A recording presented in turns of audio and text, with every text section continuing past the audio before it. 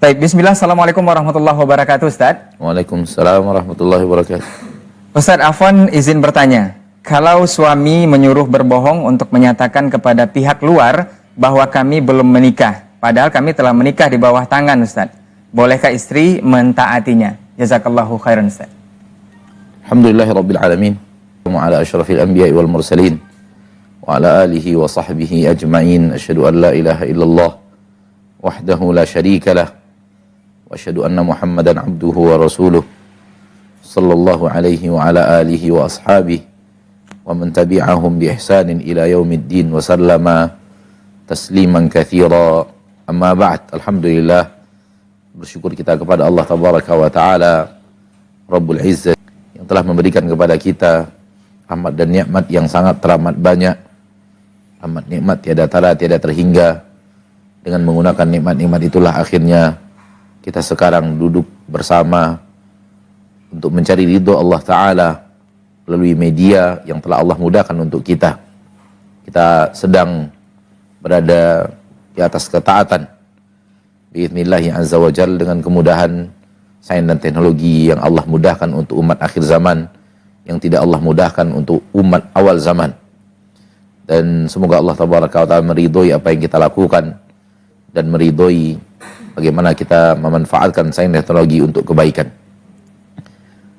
Kita dalam acara tawasi bil haq wa tawasi bis sabr, saling nasihat menasihati dalam rangka kebenaran, mencari kebenaran, mengungkap kebenaran, bertanya jawab untuk mendapatkan kebenaran, wa tawasau bis sabr, dan saling nasihat menasihati untuk bersabar di atas kebenaran itu. Dan dua sifat ini adalah sifat orang-orang yang beruntung, yang jauh daripada rugi, yang ada dalam surat Al-Asr. Pertanyaan pertama, bagaimana seorang suami manakala diperintahkan, bagaimana seorang istri manakala diperintahkan suaminya untuk berdusta? Saudaraku, saudariku kaum muslimin dan muslimat, ambil sebuah kaidah, yaitu setiap kita diperintahkan oleh siapapun untuk berbuat maksiat kepada Allah, maka kita hendaknya tidak taat kepadanya, siapapun itu. Ambil ini sebagai kaidah penting.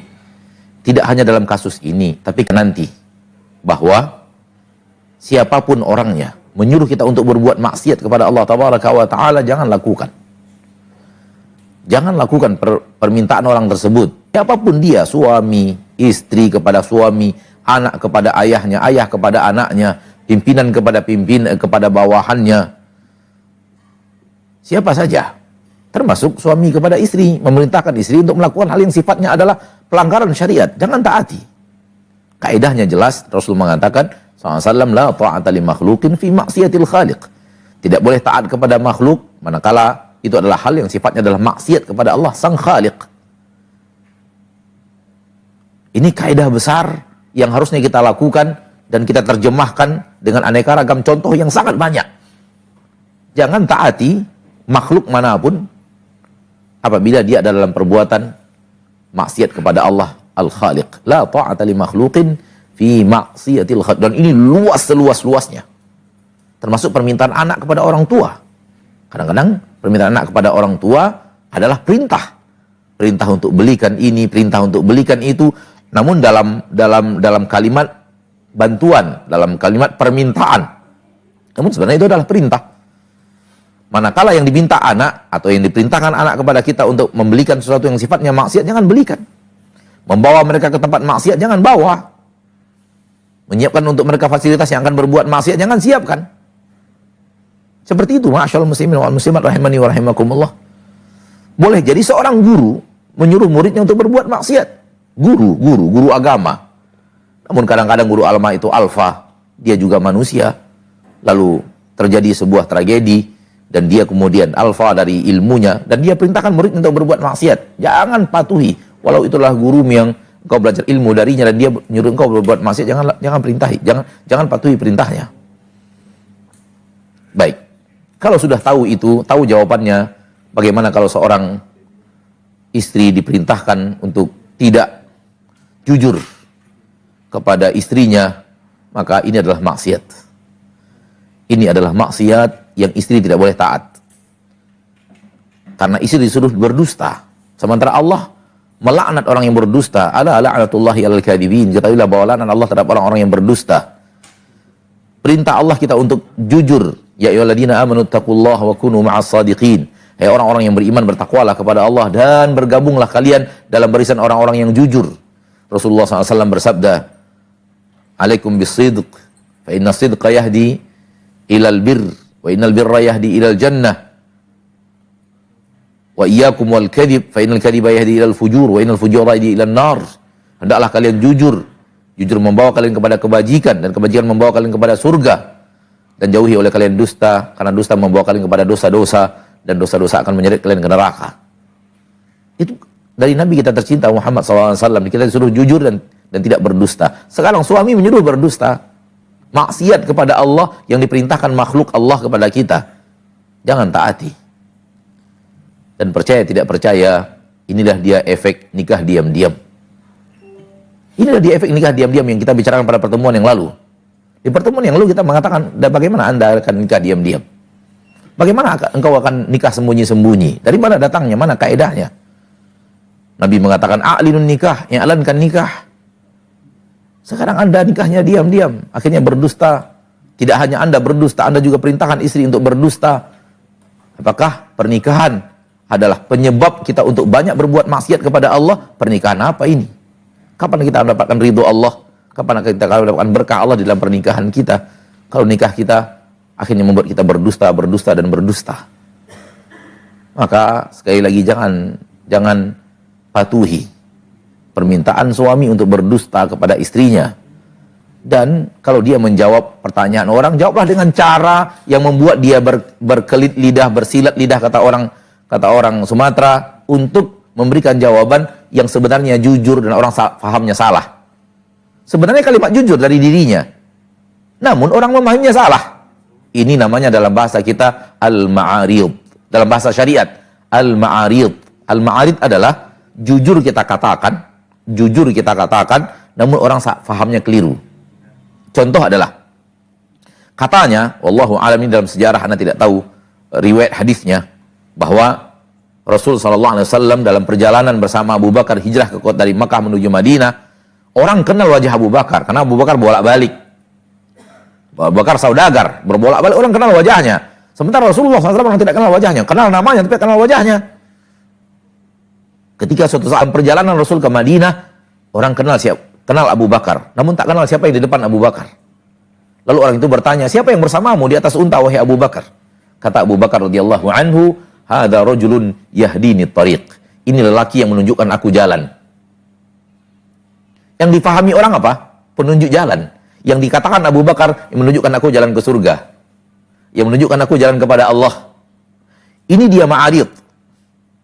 Ma'arid akhul kadhib, mirip dengan dusta, tapi bukan dusta, mirip dengan itu.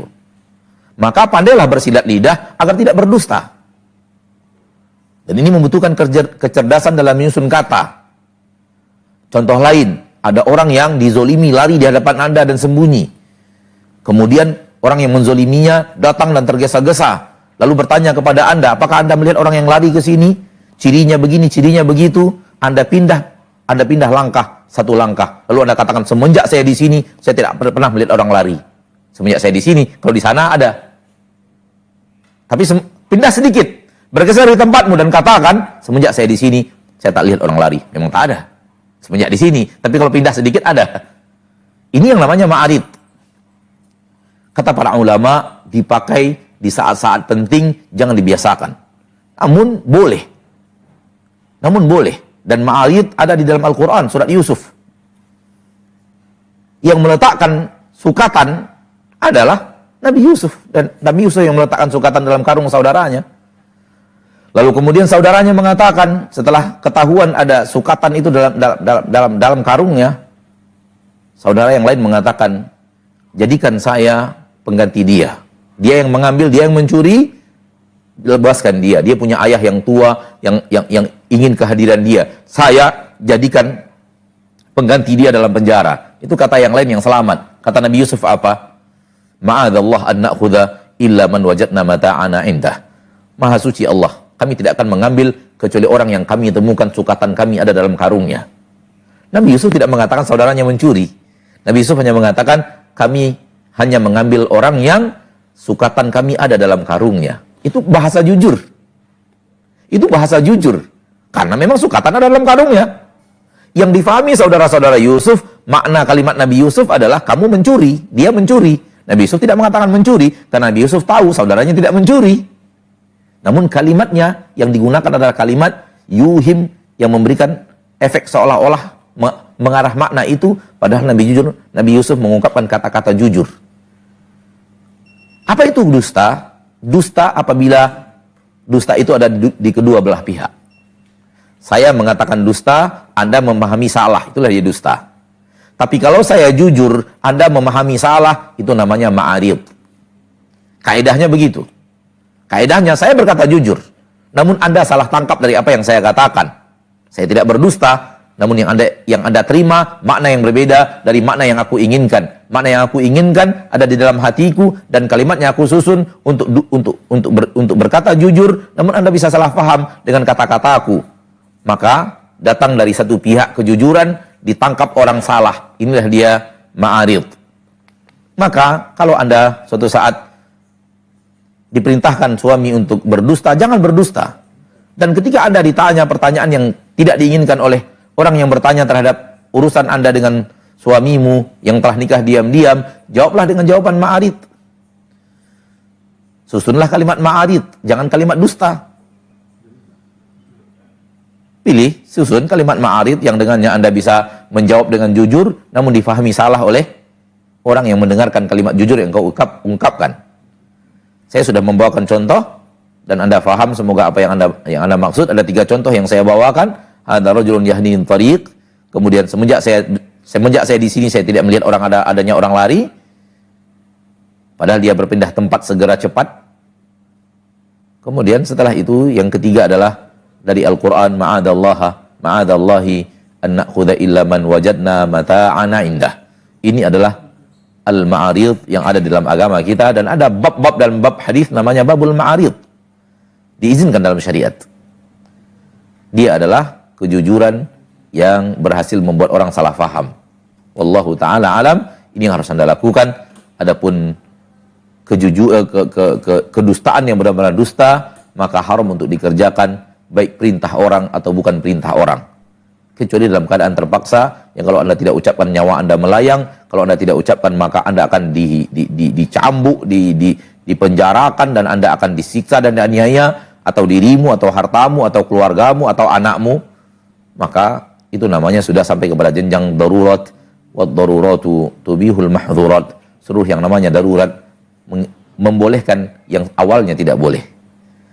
Semoga antum faham apa yang Anda maksud. Wassallallahu wasallam ala nabiyina Muhammad. Nah. Baik.